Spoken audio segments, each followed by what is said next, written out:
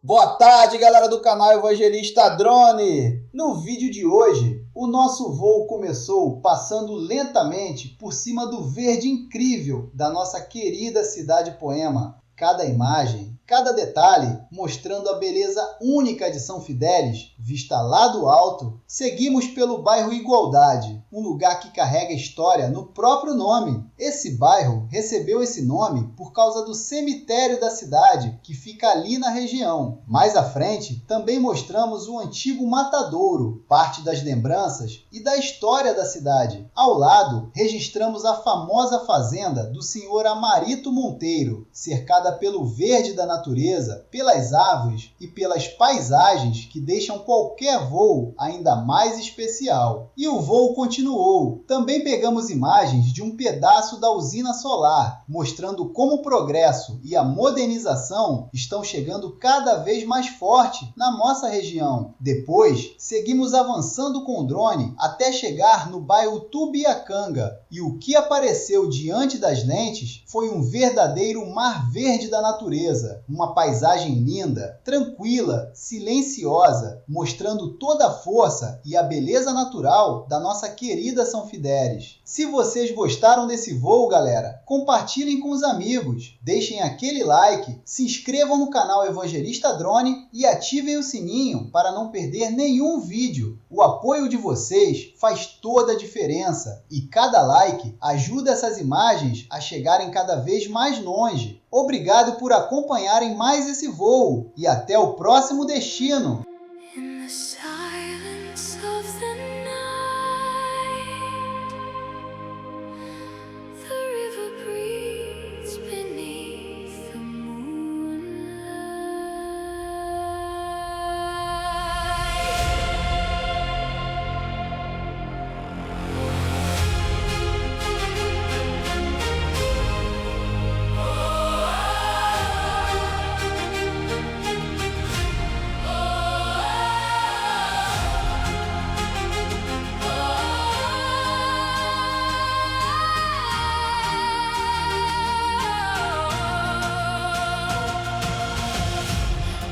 Reflections on the water, dancing slowly in the rain. Every wave tells ancient stories, flowing softly through the pain. Cold wind touching the mountains, stars are falling from the sky. Nature calling through the shadows, like an endless lullaby.